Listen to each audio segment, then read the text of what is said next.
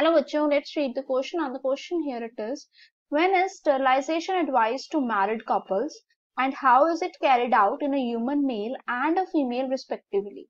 So considering here, अगर हम यहाँ पर बात कर लेते हैं क्वेश्चन की, तो यहाँ पर की कंसेप्ट क्या होगा, that we are talking here about the methods and the methods which will help to prevent pregnancy.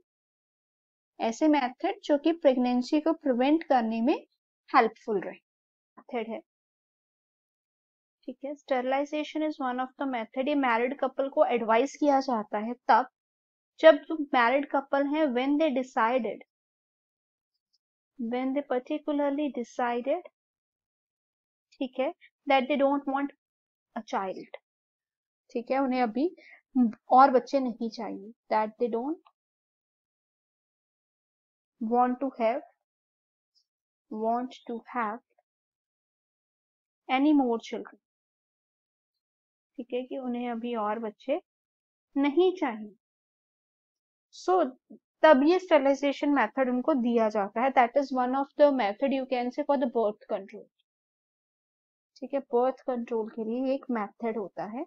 And जो स्टेरिलाइजेशन है ना, वो दोनों में होता है, चाहे वो मेल हो चाहे वो फीमेल की बॉडी, मतलब दोनों की बॉडी में ही स्टेरिलाइजेशन हो सकती है। लाइक अगर हम बात करते हैं मेल्स के केस में, तो मेल्स के केस में जो स्टेरिलाइजेशन होती है उसको हम बोलते हैं vasculectomy, that is known as a vesicotomy, ठीक है। अगर यही हम देखते हैं फीमेल्स के केस में, तो उसको हम बोलते हैं ट्यूबल लाइगेशन, ठीक है, या उसके लिए हम एक और टर्म भी यूज कर लेते हैं, दैट इज ट्यूबिकोटॉमी,